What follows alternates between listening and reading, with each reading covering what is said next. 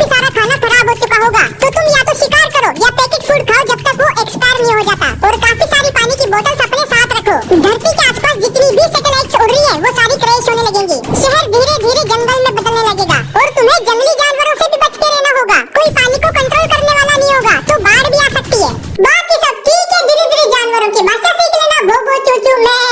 वैसे तुम क्या करोगे अगर ऐसा हुआ तो? अगर तुम्हें भी लगता है कि तुम गरीब हो तो ये वीडियो तुम्हारे लिए, क्योंकि जब मैं तुम्हें बताऊंगा ना कि तुम्हारे शरीर के अंदर की एक एक चीज कितनी महंगी है तो तुम्हारा दिमाग फट जाएगा।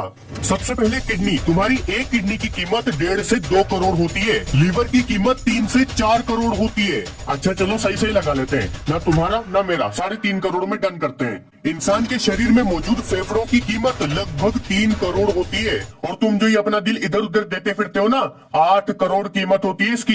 समझ रहे हो? इतने महंगे महंगे आइटम लेके घूम रहे हो तुम। 1 ग्राम बोन मेरो 19 लाख का होता है। बोन मेरो क्या होता है? देखो सिंपल भाषा में, हमारे शरीर में जो खून होता है उसके सेल्स बोन मेरो ही बनाता है, जैसे रेड ब्लड सेल्स। तो टोटल हमारे शरीर में 2.5 किलो बोन मेरो होता है, मतलब 500 करोड़। और अगर इस बोन मेरो को साइड में भी रख देना तो भी तुम चलते फिरते 400 करोड़ से कम के आइटम नहीं हो।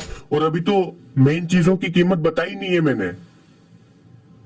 क्या तुमने सोचा जब भी हमें भूख लगती है हमारा पेट ये गुड़गुड़ गुड़गुड़ गुड़गुड़ की आवाज क्यों करने लगता है? मतलब ये आवाज है किस चीज की?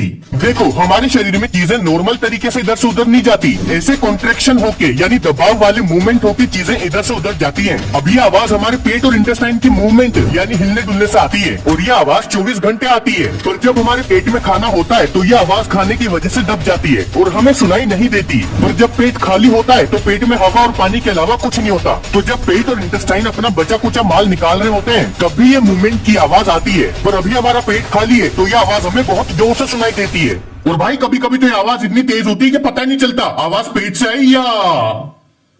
चलो आओ देखते हैं रोजाना की कितनी चीजें तुम्हें ऊपर पहुंचाने के लिए काफी है। सबसे पहले पानी। अगर तुम दिन में 6 लीटर पानी पी गए तो तुम्हारे शरीर के अंदर बाढ़ आ जाएगी, सारे दरवाजे खुल जाएंगे और तुम टपक जाओगे। अब मच्छर, पूरे के पूरे 12 लाख मच्छर लगेंगे तुम्हारे शरीर का पूरा खून चूसने में और तुम्हारा गेम बजाने में। अब चाय, जो तुम बड़े मजे के साथ पीते हो, दिन की 250 कप चाय काफी है तुम्हारी चाय पत्ती बनाने के लिए। और अब आखिर में आलू। अगर तुम थोड़े ग्रीन आलू भी खाओ तो 25 आलू में तुम्हारा काम तमाम हो जाएगा। और अगर ऐसे आलू खाते हो तो केवल एक ही आलू काफी है तुम्हें ट्विंकल ट्विंकल लिटिल स्टार बनाने के लिए। अगर तुम भी यही सोचते हो कि मोबाइल की वजह से पेट्रोल पंप पर आग लग जाती है तो तुम गलत हो। बताता हूँ कैसे। देखो तुमने भी ये तो सुना ही होगा कि पेट्रोल पंप पर मोबाइल का इस्तेमाल नहीं करना चाहिए वरना आग लग जाएगी। पर पेट्रोल का जो इग्निशन पॉइंट है, मतलब उसमें जब अपने आप आग लग जाए, वो लगभग 250 डिग्री सेल्सियस है। मतलब मोबाइल के रेडिएशन को 250 डिग्री सेल्सियस तक की पावर, गर्मी पैदा करनी होगी, तब जाके पेट्रोल में अपने आप आग लगेगी। पर मोबाइल की रेडिएशन इतनी ज्यादा खतरनाक तो नहीं होती, वरना ऐसे तो अपन कब के ऊपर निकल लिए होते।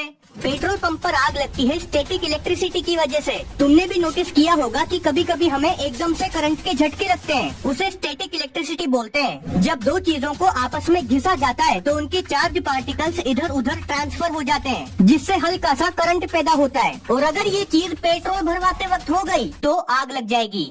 तुम्हें भी ये तो पता ही होगा कि पौधे सांस लेते हैं, पर कहाँ से और कैसे?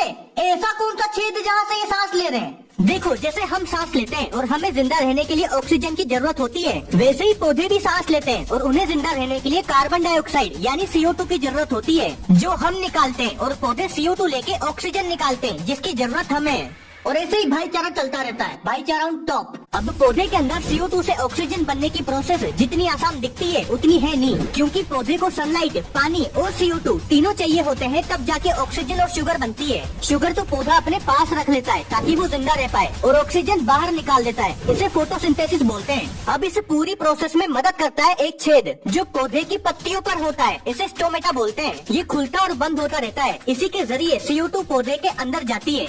यही वो छेद है जहाँ से पौधे सांस लेते हैं। अगर तुम भी रात को देर तक जगते हो तो ये वीडियो तुम्हारे लिए है, क्योंकि आज मैं बताऊंगा देर तक जगने के फायदे क्या होते हैं। देखो पुराने जमाने में क्या होता था कि किसी एक बंदे को रात में जगे रहना पड़ता था, रखवाली करनी पड़ती थी, वरना अगर सब सो गए तो सुबह पता चला, ओह भाई साहब पूरा परिवार डिनर बन गया यार। इसीलिए किसी एक को तो मिनिमम रात भर जगना ही पड़ता था। अब यही चीज इवोल्यूशन के साथ आगे बढ़ती चली आई। तो अब वो लोग जो रात में काम करना पसंद करते हैं, उनके पूर्वज कहीं न कहीं यही हैं और इन लोगों को नाइट आउल बोला जाता है। तो अब वो लोग जो रात में देर तक जगते हैं और काम करते हैं, ऐसा देखा गया है कि वो ज्यादा क्रिएटिव होते हैं, उनमें प्रॉब्लम सॉल्विंग स्किल अच्छी होती है, ऊपर से रात में डिस्ट्रैक्शन ना के बराबर होता है, तो वो डीप वर्क कर पाते हैं।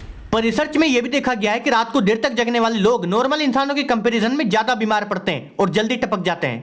अबे साले, ये जो तुम आज ओरियो खा रहे हो ये नकली है, क्योंकि असली वाला ओरियो तो 1999 में ही बंद हो चुका है। बताता हूँ कैसे। देखो, एक बार की बात है, दो भाई थे, जेकब और जोसेफ। दोनों एक बड़ी सी बेकरी के मालिक थे, पर एक दिन दोनों के बीच लड़ाई हो जाती है। जोसेफ बोलता, भैया मैं तो पार्टनरशिप करके इस बेकरी को और बड़ा करूंगा। जेकब बोलता, अब रैपट पड़ेगी एक। मतलब उसके कुछ और प्लान थे, तो दोनों के बीच बनती नहीं है और जेकब बेकरी छोड़ देता है और अपना कुछ चालू करता है। इधर जोसेफ ने अपनी बेकरी और बड़ी कर ली थी, पर उसी दौरान दूसरी साइड जेकब ने एक बिस्किट बनाया हाइड्रोक्स नाम से, और ये बिस्किट लॉन्च होते ही लोग तो पागल हो गए भाई इसके पीछे, क्योंकि उन्होंने कभी ऐसा बिस्किट खाया ही नहीं था जिसके बीच में क्रीम भी हो। तो धड़ाधड़ ये बिस्किट बिके और जेकब अमीर बन गया। पर ये चीज जोसेफ देख रहा था, तो उसने हाइड्रोक्स की कॉपी करी और ओरियो बना दिया। अब हुआ ये कि हाइड्रोक्स का नाम ऐसा था कि कोई जैसे तो बाथरूम या टॉयलेट साफ करने वाली चीज हो, तो लोगों ने इसे लेना कम कर दिया ओरियो के आने के बाद, और फिर सबको ये लगा कि हाइड्रोक्स ओरियो की कॉपी है।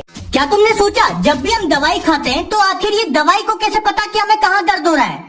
तो देखो, मान लो हमारे दिमाग में दर्द हो रहा है, तो हमने दर्द की एक गोली खा ली। अब वो गोली पेट में जाएगी और पेट का एसिड उसे फाड़ के रख देगा, मतलब छोटे छोटे टुकड़े करके डिसॉल्व कर लेगा। फिर वो दवाई डिसॉल्व होके इंटेस्टाइन में जाएगी और वहाँ से अपने खून में मिल जाएगी। अब हमारी नसें हमारे पूरे शरीर में फैली होती है, तो दवाई सबसे पहले इम्पोर्टेंट ऑर्गन्स के पास जाती है, जैसे लिवर, हार्ट, किडनी, ब्रेन की। यहाँ तो सब ठीक है ना भाई साहब? अब देखो, होता क्या है कि जब भी हमें कहीं दर्द होता है तो वहाँ एक स्पेशल टाइप का केमिकल निकलता है जो बार बार ब्रेन को सिग्नल भेजता है और बताता है, अबे ओ इधर देख ले, इधर फटी पड़ी है, बहुत बड़ी गड़बड़ लग रही है मेरे को। तो जब ब्रेन के पास सिग्नल जाता है तब हमें दर्द महसूस होता है। तो अब ये दवाई पूरे शरीर में चक्कर काट के वही जगह ढूंढती है जहाँ से ये केमिकल निकल रहा है, और दवाई वहाँ जाके उस केमिकल का निकलना बंद कर देती है। तो मतलब समझे, दवाई दर्द खत्म नहीं करती, दर्द का एहसास खत्म करती है। जिस प्रॉब्लम की वजह से दर्द हो रहा था वो तो अभी भी वही है। इस वीडियो को देखने के बाद तुम्हें ऐसा लगेगा कि ये तो मेरा दोस्त है। देखो, एक इंसान था 44 साल का जो फ्रांस में रहता था। उसकी एक बीवी थी और 2 बच्चे थे, मतलब एकदम नॉर्मल लाइफ जी रहा था। पर अचानक से 2007 में उसके लेफ्ट वाले पाँव में थोड़ा दर्द होने लगा, तो वो डॉक्टर के पास गया दिखाने। अब किसी न किसी वजह से डॉक्टर ने उसे MRI टेस्ट कराने को बोला, और जब रिपोर्ट आई तो डॉक्टर का दिमाग खराब हो गया, क्योंकि रिपोर्ट में आया कि इस इंसान में तो दिमाग ही नहीं है। लिटरली इसका 90% दिमाग गायब है, केवल 10% दिमाग है, एक पतली सी लेयर है। डॉक्टर बोला, अबे इसका तो ऊपर का माला सही में खाली है बिड़ू। फिर उसका IQ टेस्ट कराया गया जो 84 आया, मतलब ठीक ठाक। इस कंडीशन को हाइड्रोसिफेलिस बोलते हैं, और ये केस मेडिकल साइंस में आज तक एक मिस्ट्री है। मतलब तुम सोचो, एक बंदा जिसका 90% दिमाग गायब है और वो एकदम नॉर्मल जिंदगी जी रहा है, उसे पता भी नहीं है। तभी तो मैंने बोला